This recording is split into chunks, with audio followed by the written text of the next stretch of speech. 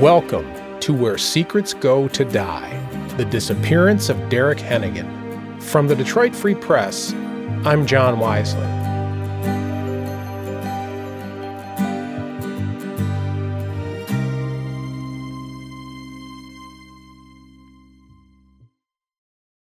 A quick listener advisory. This episode includes discussion of sex crimes involving a minor. Please use discretion while listening.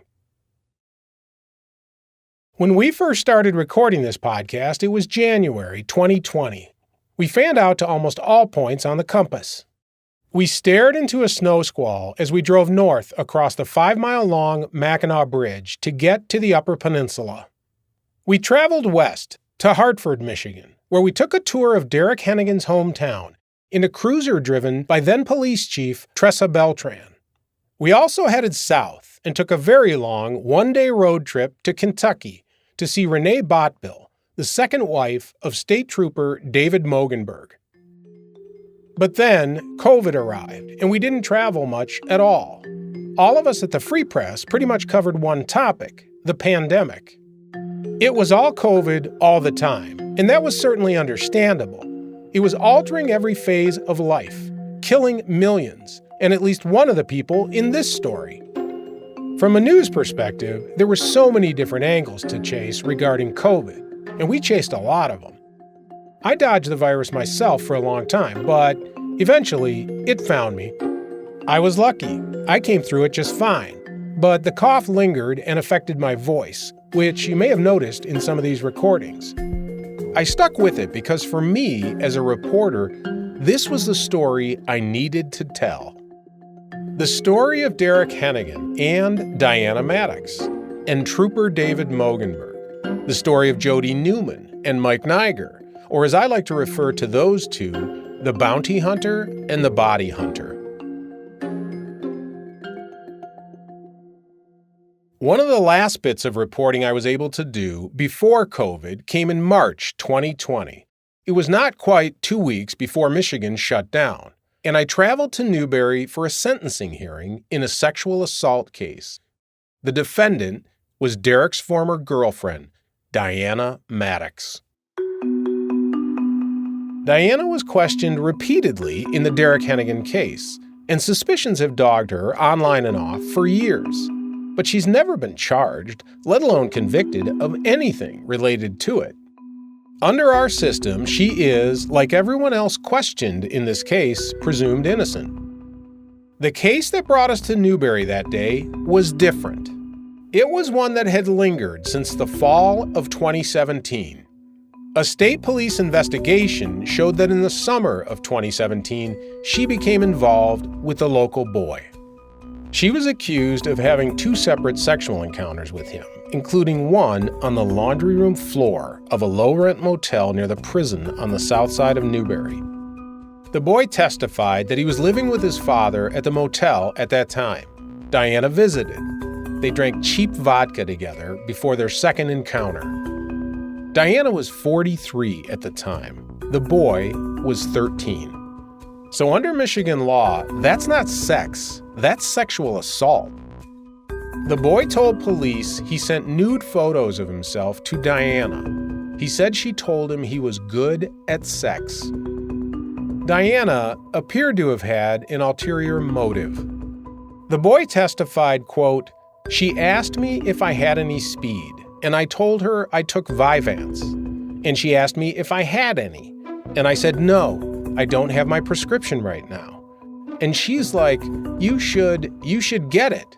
And I would have to ask my dad," end quote. Vyvanse is a stimulant. The boy told police he had a script for it to treat ADHD. At one point, Dyanna was charged with 22 felonies, including 4 counts of criminal sexual conduct in the 3rd degree. Dyanna took a plea deal in the case, and her sentencing was in Luce County's only courtroom. All rise for the Honorable William Carmody. It's sort of an octagon with no windows. It's in the middle of the 1-story county building, which also houses pretty much all the other departments of county government. Dyanna sat at the defense table with her lawyer. The prosecutor, Josh Freed, sat a few feet away. Dyanna's two sisters, Mary and Christina, sat in the back row. Missy Carriage was there, too. She lost her troubled daughter, Sadie, and Sadie's best friend, Heather, to the local drug world. She wanted to see what would become of Dyanna. As we've said, Missy had followed the Henagan case closely. Please be seated, thank you. This is the matter of People versus Maddox, file 17-1338, FC. That's the judge, William Carmody. He called the case and listened to the lawyers discuss the deal. Dyanna had agreed to plead no contest to one count of assault with intent to commit sexual penetration. A no contest plea is not an admission of guilt, but it's treated as one for sentencing purposes. It means the defendant doesn't contest the charge. As part of the deal, the 4 counts of criminal sexual conduct were dismissed. If Dyanna had been convicted of one of those, she could have faced up to life in prison because she was charged as a habitual offender. The charge she pled no contest to is a felony, but the maximum sentence on it is 10 years in prison. Dyanna ultimately was ordered to serve a minimum of 4.5 years, though even that prompted an argument at the hearing. Dyanna's lawyer argued she should be given credit for time when she wore a tether, an electronic ankle bracelet that allows the court to track your movements.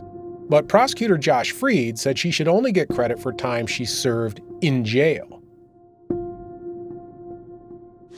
Just as far as my comments for this case, this went on for a long time, and there's a lot of reasons to enter into a plea and sentencing agreement. That's him. As I indicated earlier at a previous hearing, I thought the court may look to actually reducing the credit for time served in jail because of all the times that Ms. Maddox had the sheriff's department running all over the Upper Peninsula for medical issues that she may or may not have had. It sounded to me, from what I could gather, that it was more of that she didn't have, but nobody wanted to get sued. And she played the game. She played the game for a long time. And her day of reckoning is now. She's here. She needs to go to prison, a place that she has not been. She's earned it. This case certainly is a prison-worthy case. She needs to register as a sex offender, which she has done, I believe, already, and will continue to do for her lifetime. I think that's important. The boy's mother also addressed the judge, arguing that Dyanna didn't deserve credit for time served. We recorded her statement, but for privacy purposes, we're going to leave her voice out of this. She was crying as she spoke. She said her family lost a lot of time with their son because of the case. She said the stress of the case had made her ill. It caused her hair to fall out. She said, quote, "My son and I have to live with this for the rest of our life. This is a small community. People look at us all the time. People snicker. That's not fair to my son, for him to grow up like that. I don't agree with the 55 months. I believe she should have more time." End quote.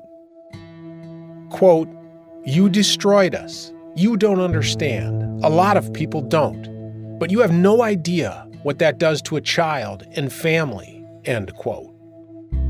Dyanna's lawyer, Brian Rahali, told the judge that his client could have gone to trial, but the risk was too high, and the plea agreement was a better resolution.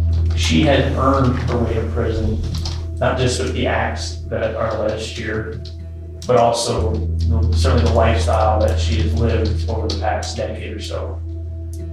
She needs to get the necessary help to get her life back on track.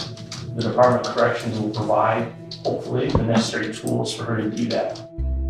When Dyanna was given a turn to speak, she stood behind the defense table, about 10 feet in front of the judge.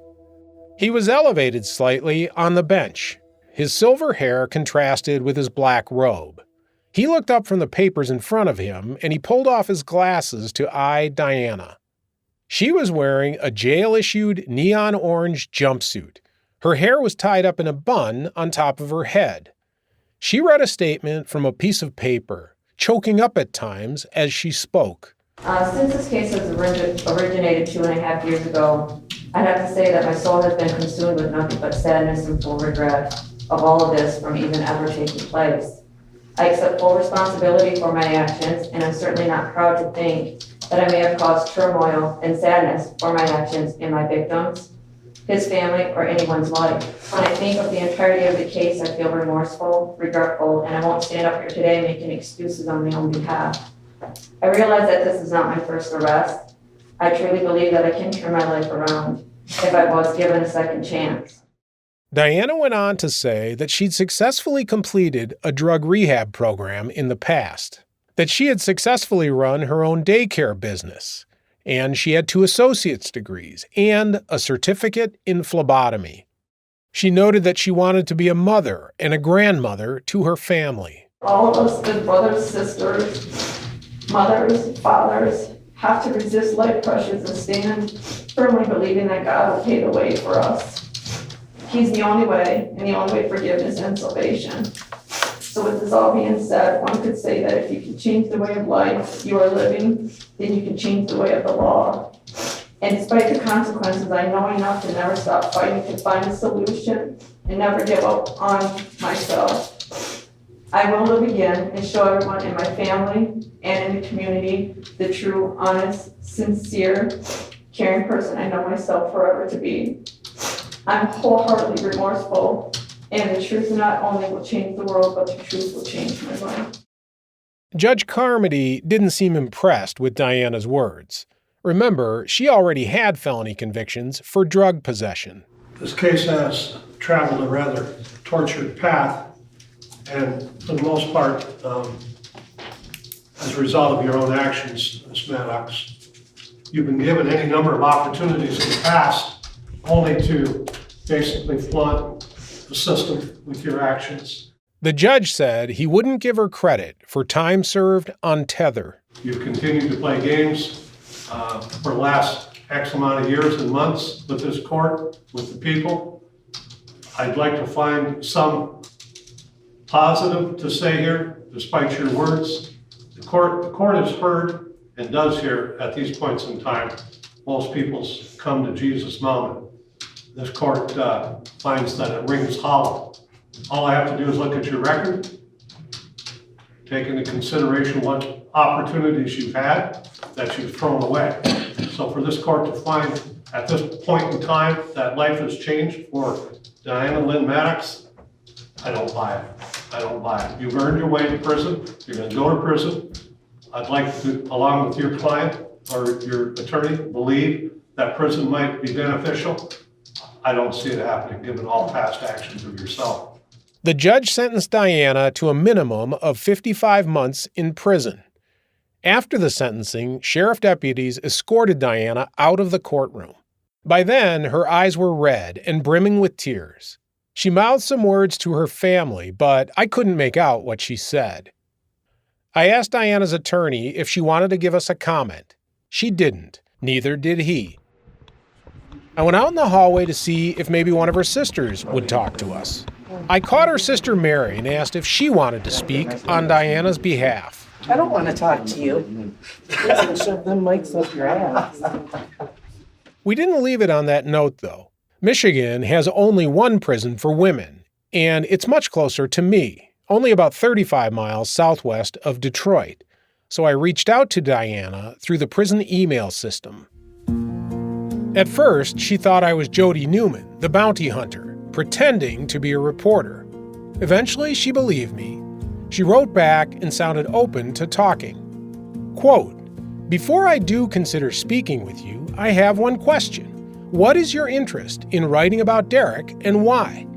With so many years passing, and no one ever, and I mean ever, listening to anything I have to say, because they always blamed me instead of listening. Why? I knew Dee the best, and knew the circumstances, and knew everything Dee told me. But one thing no one ever did was listen to me. I tried to offer help, offer ideas of what I thought should have been done, and even what others had to say who lived in the area, who came to me and told me what they knew or heard.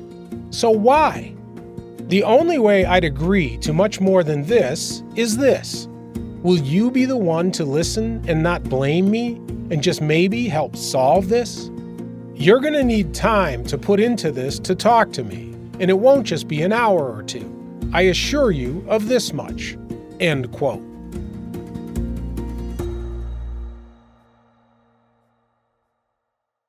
We'll be back after the break. And we're back. Now look, I do want to see this case solved, to satisfy my own curiosity, but also for all the people I've interviewed, and people on whom I know this case has been so hard. People like Derrick's mom, and his former wife, and his son whom he called each night at bedtime. They deserve answers. Dyanna, if she wants to talk, I want to listen. I kept trying to arrange a sit-down interview. In one lengthy email, she criticized the judge, the prosecutor, her own defense attorney. Quote, "Well, I need help to prove to everyone my innocent, and someone to listen to me about Derrick, and who will fight to put them all in their place and sue the county for all the wrongdoings and cover-ups. This town is whacked as fuck, and today I'm pissed off and need to know if you'll help me write it all from the beginning. Because I get mad when I write it, and I rattle on, and I need it to be all put together and to be known what the cops didn't do or look at when it comes down to Derrick. And I need it to be heard about how they built this wrongful and unlawful case about me currently." End quote. She said she had a lot of secrets to spill.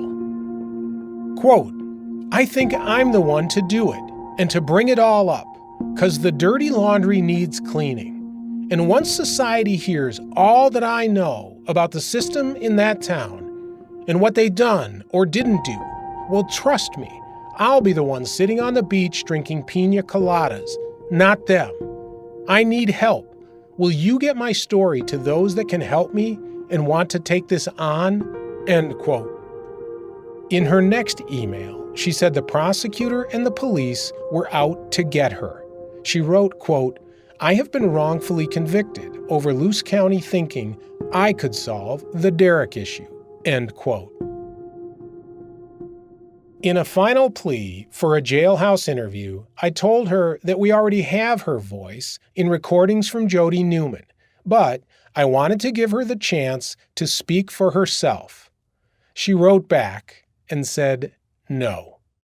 She said she was entitled to privacy, and disclosing anything about her would be harassment.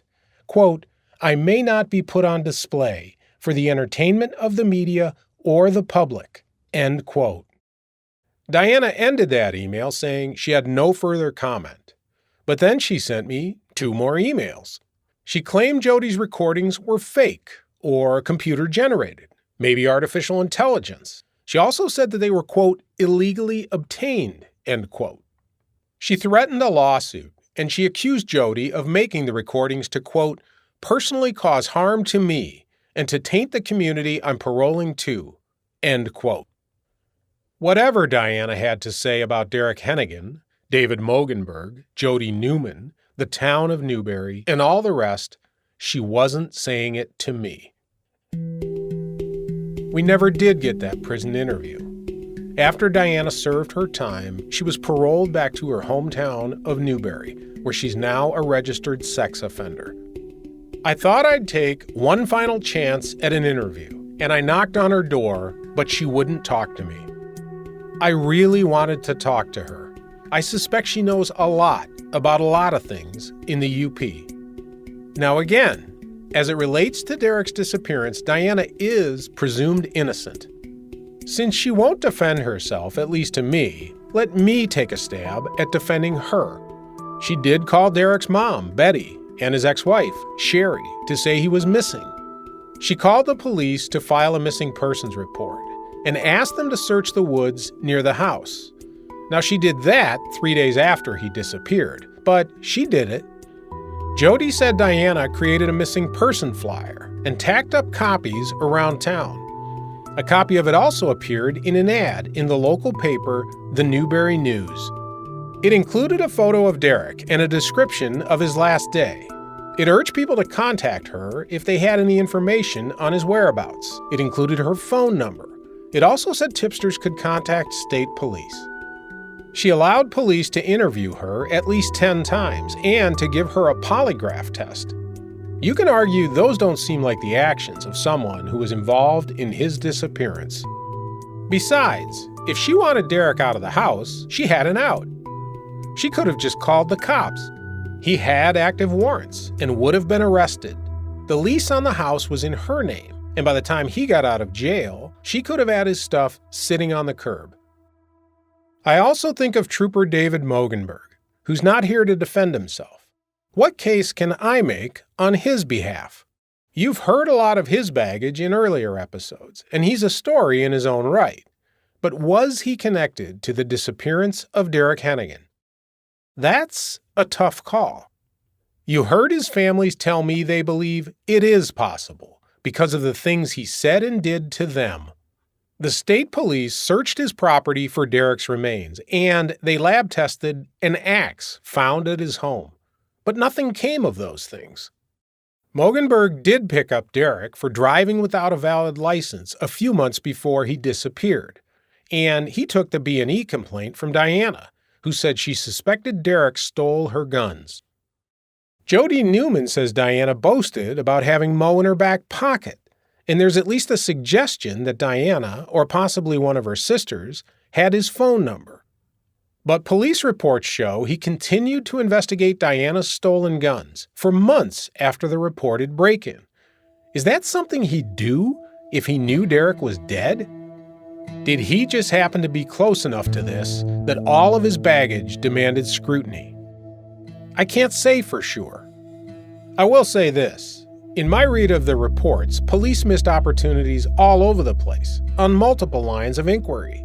And remember, the names Dyanna Maddox and David Moeggenborg have long been spun through the Newberry rumor mill, which continues to this day. I keep coming back to all of the people I've met over the course of this, people who've been affected by this case far more than I have. They've encountered their own challenges in trying to understand it. Their frustration stretches across whole generations. I think of Meghan Moeggenborg, the trooper's daughter, and all she's been through. The shadow of her father still lingers in her mind and in her life. The things she saw at home and the things she saw the day she followed him into the woods. She's appalled by his conduct and by that of his former employer, the Michigan State Police. She never did find that spot where she says she saw a makeshift graveyard. She's done her best to move on in life. The path she's chosen strikes me as a way to atone for the sins of her father. Now that's a burden no child should bear, but she embraces it. When I think about being a police officer, I think of the integrity and the accountability and the responsibility and the honor that comes with being a police officer, wearing the badge and being able to protect and serve communities. I believe in law and order, and I stand very strongly against corruption. Meghan has worked as a corrections officer in a jail and hopes to one day become a detective.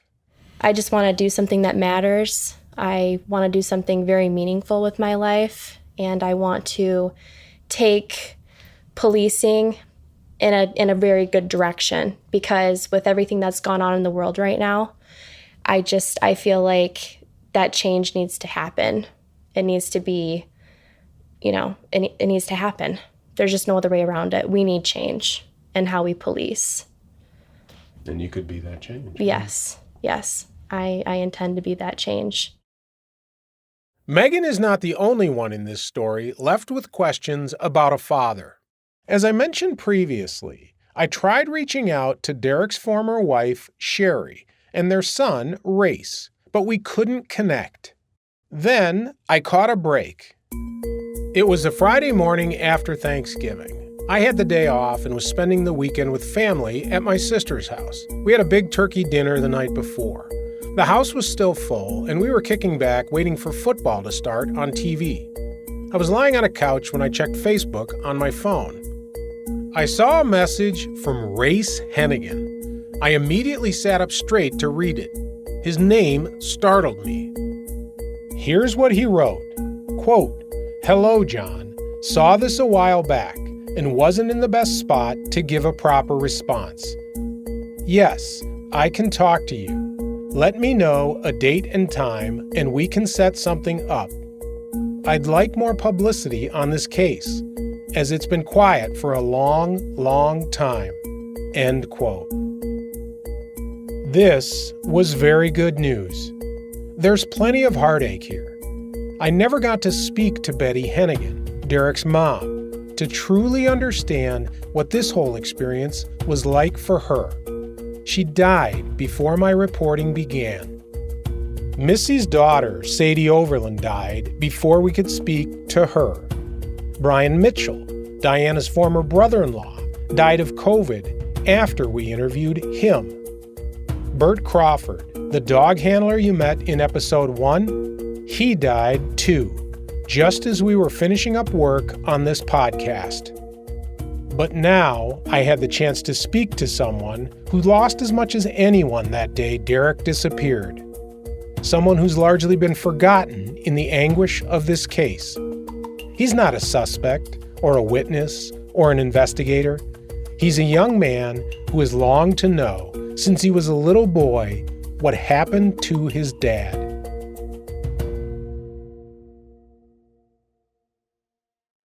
We'll be back after the break. And we're back.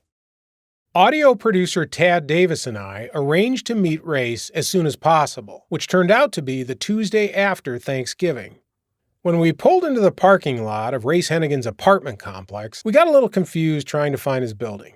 I ended up calling him from the car. Hello? Race, it's John Wisely at the Free Press. How you doing? Good, how about you? Not too bad. Hey, we are here. We're in this parking lot kind of by the covered parking, but we're not covered. Okay. And which, I think you're the building to our left. We figured it out. So we are in Kalamazoo, Michigan today. It's Tuesday, the 30th of November. We're going in to interview Race Henagan, Derrick Henagan's son. It's an interview we've been trying to land for more than a year now, and it's going to happen today. So we're meeting him at his apartment, and he's waiting at the door for us.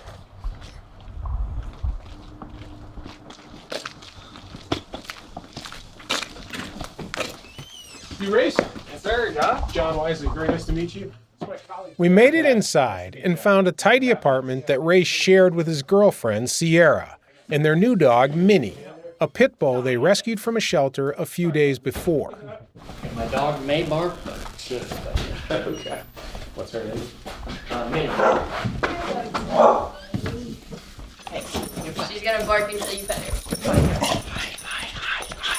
Hi, nice to meet you. Nice to meet you. I'll help you. There you go. Yeah, we just got her actually 3 or 4 days ago now. Race is 21 now. He stands about 6'1" with a thin build. He has hazel eyes and light brown wavy hair that touches his shoulders. At that time, he sported a thin beard that grew mostly below his jawline, leaving his still boyish cheeks exposed. We sat on his couch near a door wall as we spoke. I studied his profile in the gray light of a late November afternoon. In my mind, I was hearing the people who told me about his father, Derrick, and how Derrick had perfect skin and bright eyes and Hollywood good looks. I pictured the images of his father that I'd seen on missing person posters. Derrick had darker hair, but the rest was unmistakable. After spending years pursuing the ghost of a man who'd been dead for more than a decade, I couldn't help but feel like I was looking right at him. We had a lot of questions for Race, but we started with the easy ones. Tell us what you remember, about your dad.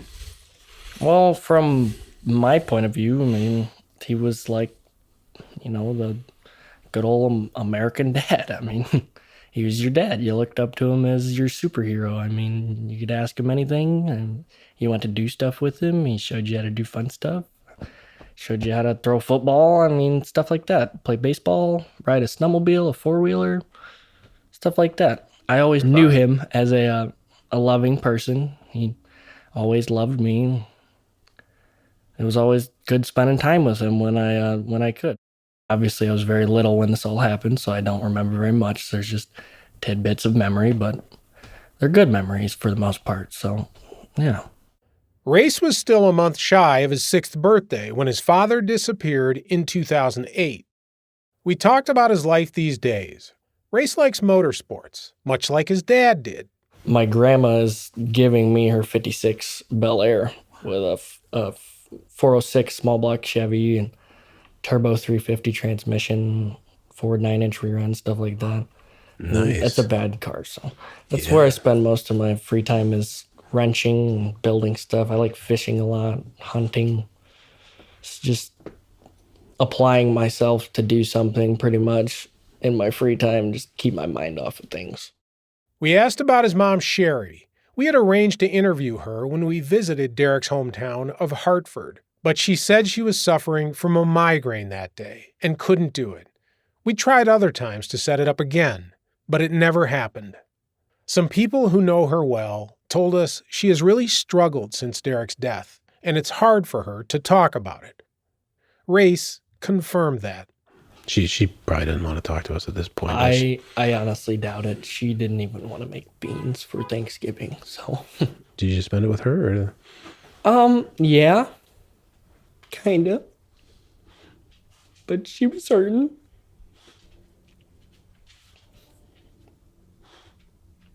I'm sorry. You're good, dude. Surprised it hasn't happened yet. No, that's... Take a minute. Yeah, that's... But, yeah. It's been hard on her, I've been thinking. She, after that, she started getting bad migraines and started having a lot of mental health problems, and she lost her full-time job because of this.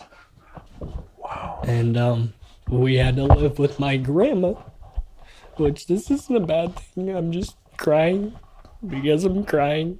But, she always made sure we had clothes on her back.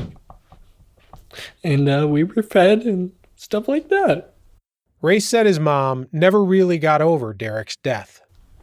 She still hasn't recuperated. She moved back in with my grandma this year. So I think that's helping her a little bit.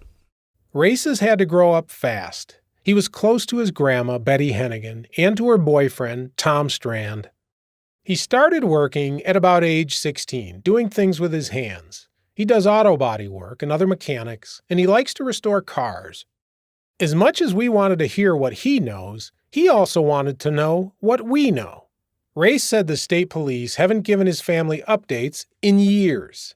He was just a kid then. Can I just have a brief outline of what's on paper? Like what? Sure. Because, I mean, obviously I have my theories, but what is said on paper? Like, what are they trying to say happened? His question kind of threw me. As I sat on his couch holding a microphone with his dog pattering around between us and Race and his girlfriend staring at me, I realized I know more details about his father's disappearance than he does. Well, there's a lot on paper, actually. We've probably read more than 1,000 pages of documents. I think I've read a few pages of this document. I think I read about 40 pages one night. Yeah. And so I started to tell him what I knew about some of the dead ends, about the suspicions about David Moeggenborg. I told him the story about that final weekend of his father's life, how he spent it with a couple guys down at Denny Murdoch's house, about how Dyanna's adopted daughter, Meghan, said that she heard that Derrick feared, quote, "they're gonna kill me," unquote.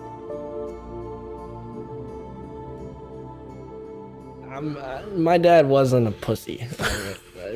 And them two dudes weren't built like he was. So I know there wasn't no fear for his life from them two. No, he could have handled them with one arm. We kept talking, and he kept learning more. Have you heard the stories about the blood and the bleach and stuff like that? I haven't heard a lot of this. All right, well, I don't want to overwhelm you with it, but yeah, and if it's too overwhelming, like please let us know. I'm fine. Okay. Yeah. So there was at one point there was a and this was right around the time that your dad went missing. Dyanna placed a phone call to her sister, and she claimed they were fighting. She and Derrick were fighting, and there was blood all over. So her sister's husband, we've talked to him, he thought Derrick and Dyanna were fighting, and Derrick was, abusing Dyanna or something. So he was getting ready to go over there. And then Dyanna said, "Oh, nothing to worry about. It's all taken care of. There's no..." And so it all went quiet. So he doesn't know. He didn't go out there. But Why? Why wouldn't you get, after you said there's blood all everywhere over. and Right.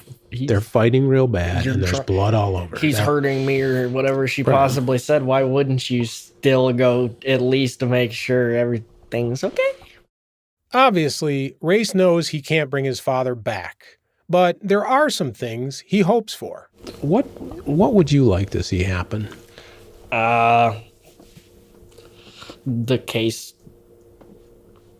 just go on, like not go on by like infinitely, but I want there to be progress made. Like I want more stuff to be found out. I want to keep going in the stepping stone of solving it, of ending it, even though he's pronounced dead. And I don't know if the case is still technically classified as active since he is pronounced dead, but I just want closure. What would that mean to you? My dad to be at his grave. Found with his mom. Where he belongs. It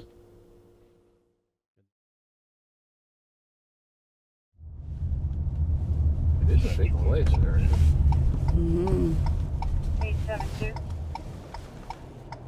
Derrick's grave is ready and waiting.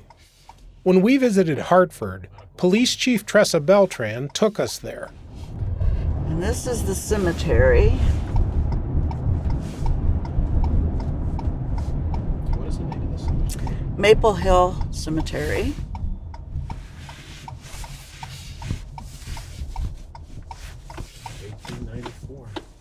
Yeah. When I first came to work here, that whole section over on the far side was not there. This is the cemetery. And right where that wreath is, we can get out and walk up there if you want. Yeah, would you mind? No, I don't mind. That's where Betty and Derrick are at, yes.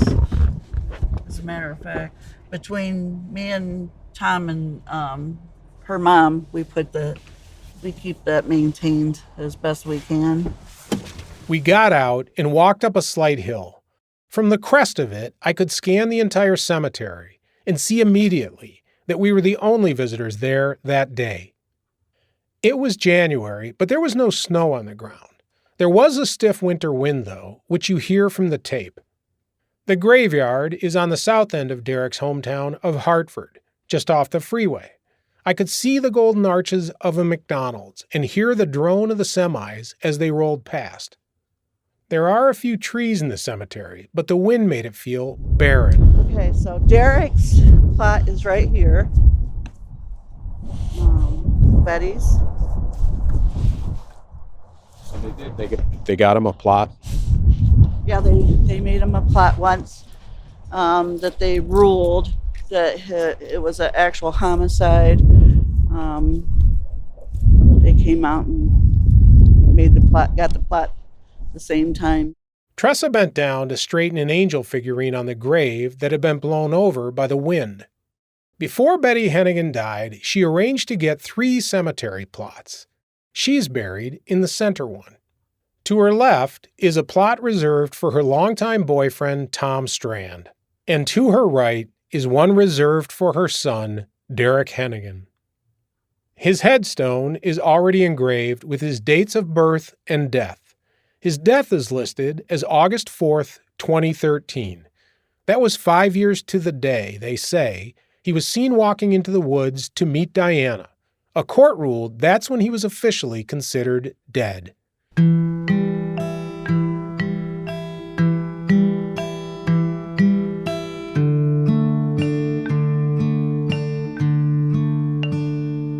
Betty hoped that someday his remains would be found and brought here so that she could spend eternity near him.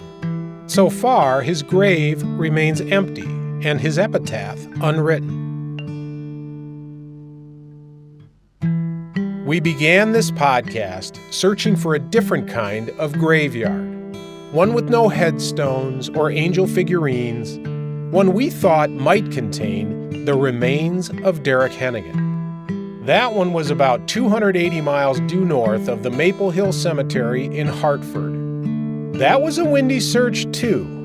The trees in those woods, they swayed as we walked through them, and something in that wind tickled the nose of Jess, the human remains detection dog that led the search.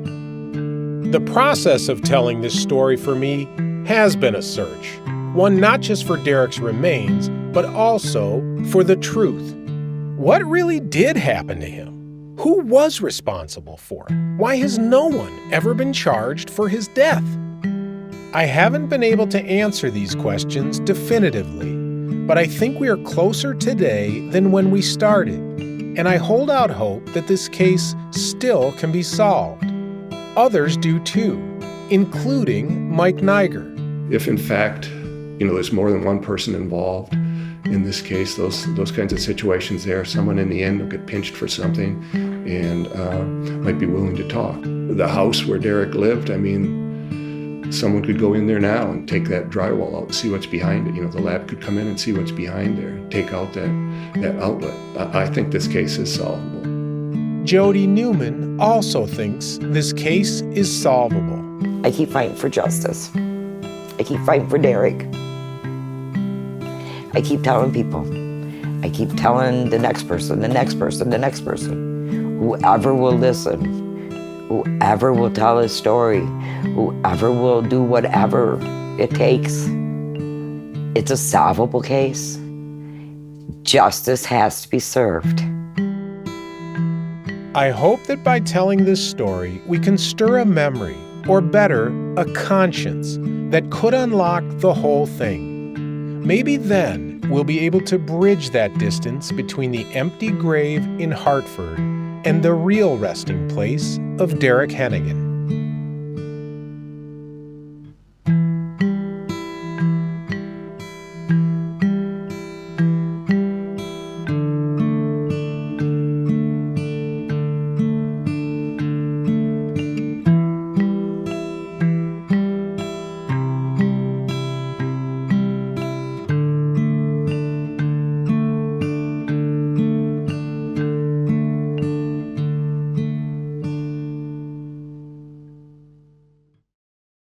If there's more on this case you think I need to know, please reach out at wiselyj@proton.me.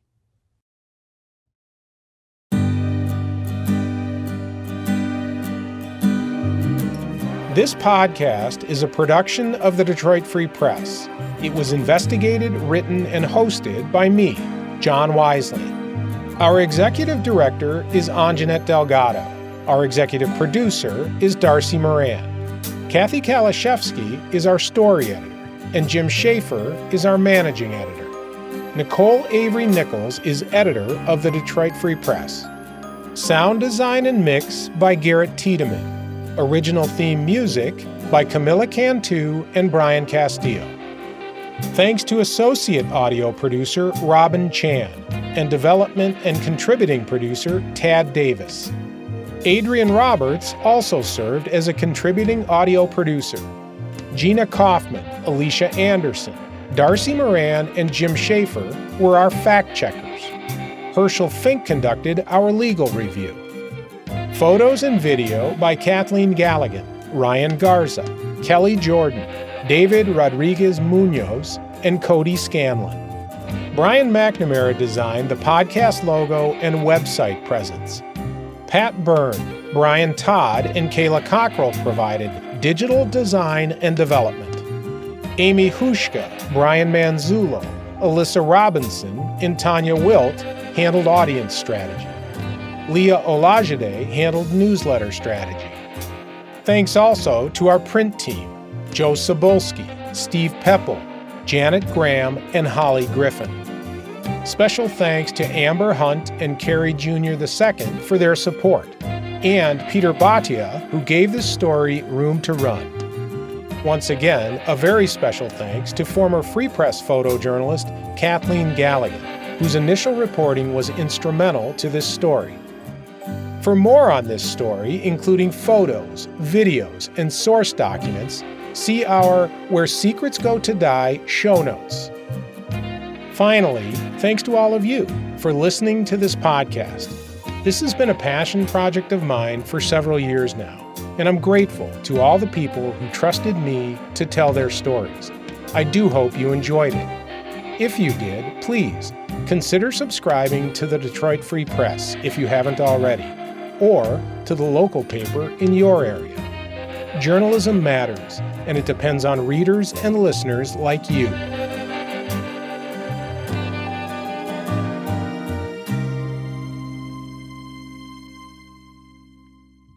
For resources to help with cases of suspected child sexual assault, call the National Child Abuse Hotline at 1-800-422-4453. This podcast has touched on several other serious problems, including drug use, sexual abuse, mental health challenges, and human trafficking. Please know that help is available. See our show notes for links to groups that offer broad-based support for survivors.